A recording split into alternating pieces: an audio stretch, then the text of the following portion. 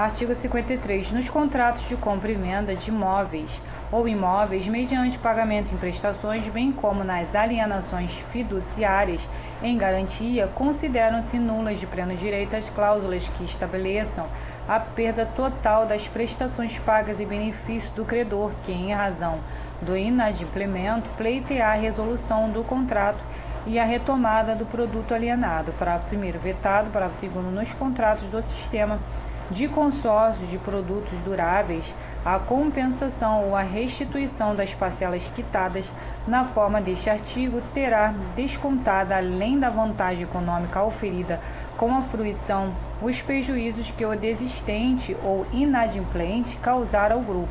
Parágrafo 3º. Os contratos em que trata o caput deste artigo serão expressos em moeda corrente nacional. Seção 3. Dos contratos de adesão. Artigo 54. Contrato de adesão é aquele cujas cláusulas tenham sido aprovadas pela autoridade competente ou estabelecidas unilateralmente pelo fornecedor de produtos ou serviços, sem que o consumidor possa discutir ou modificar substancialmente seu conteúdo. Parágrafo 1º. A inserção de cláusula no formulário não desfigura a natureza de adesão do contrato. Parágrafo 2º. Nos contratos de adesão, admite-se cláusula resolutória, desde que a alternativa cabendo a escolha ao consumidor, ressalvando-se o disposto no parágrafo 2º do artigo anterior. Parágrafo 3º. Os contratos de adesão escritos serão redigidos em termos claros e com caracteres ostensivos e legíveis, cujo tamanho da fonte não será inferior ao corpo 12, de modo a facilitar sua compreensão pelo consumidor. Parágrafo 4º. As cláusulas que implicarem limitação de direito do consumidor deverão ser redigidas com destaque, permitindo sua imediata e fácil compreensão. Parágrafo 5º. Vetado. Capítulo 6A. Da prevenção e do tratamento do superendividamento. Artigo 54-A. Este capítulo dispõe sobre a prevenção do superendividamento da pessoa natural, sobre o crédito responsável, sobre a educação financeira do consumidor. Parágrafo 1º. Entende-se por superendividamento a impossibilidade manifesta de o consumidor, pessoa natural, de boa-fé, pagar a totalidade de suas dívidas de consumo, exigíveis e vicendas, sem comprometer seu mínimo existencial nos termos da regulamentação. Parágrafo 2º. As dívidas referidas no parágrafo 1º deste artigo englobam quaisquer compromissos financeiros assumidos decorrentes de relação de consumo, inclusive operações de crédito, compras a prazo e serviço de prestação continuada.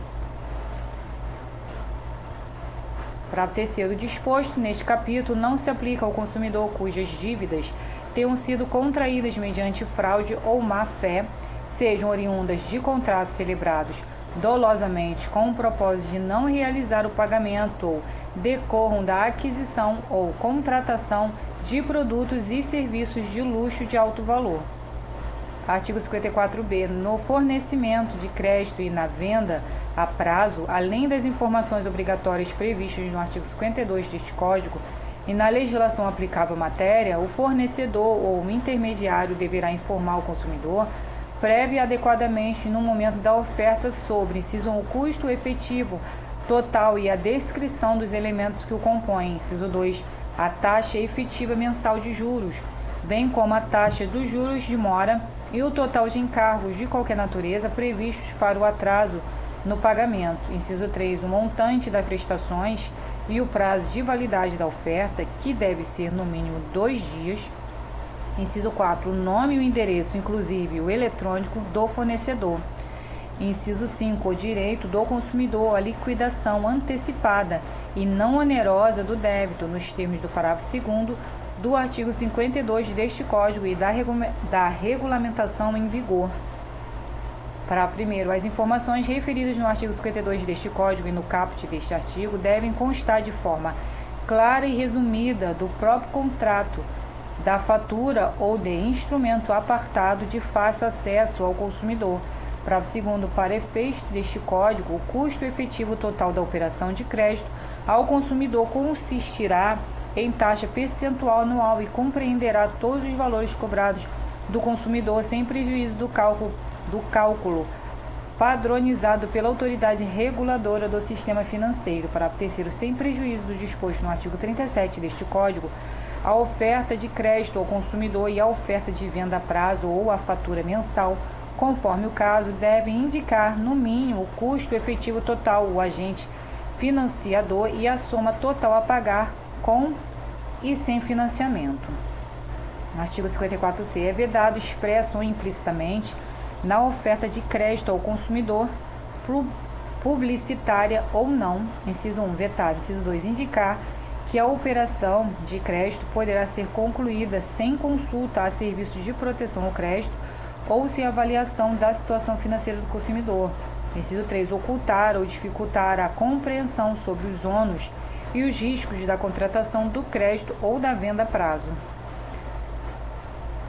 Inciso 4, assediar ou pressionar o consumidor para contratar o fornecimento de produto, serviço ou crédito, principalmente se tratar de consumidor idoso, analfabeto, doente ou em estado de vulnerabilidade agravada ou se a contratação envolver prêmio. Inciso 5, condicionar o atendimento de pretensões do consumidor ou o início de tratativas à renúncia ou à desistência de demandas judiciais, ao pagamento de honorários advocatícios ou a depósitos judiciais. Parágrafo único, vetado. Artigo 54D. Na oferta de crédito previamente à contratação, o fornecedor ou intermediário deverá, entre outras condutas, inciso 1, informar e esclarecer adequadamente o consumidor, considerada sua idade, sobre a natureza e a modalidade do crédito oferecido, sobre todos os custos incidentes, observado o disposto no artigo 52 e 54b deste Código, e sobre as consequências genéricas e específicas do inadimplemento. Inciso 2, avaliar de forma responsável as condições de crédito do consumidor mediante análise das informações disponíveis em bancos de dados de proteção ao crédito, observado o disposto neste Código e na legislação sobre proteção de dados. Inciso 3, informar a identidade do agente financiador e entregar ao consumidor, ao garantista e a outros obrigados cópia do contrato de crédito. Parágrafo único. O descumprimento de qualquer dos deveres previstos no caput deste artigo e nos artigos 52 e 54C deste Código poderá acarretar judicialmente a redução dos juros dos encargos ou de qualquer acréscimo ao principal e a dilação do prazo de pagamento previsto no contrato original, conforme a gravidade da conduta do fornecedor e as possibilidades financeiras do consumidor, sem prejuízo de outras sanções e de indenização por perdas e danos patrimoniais e morais ao consumidor. Artigo 54 é vetado.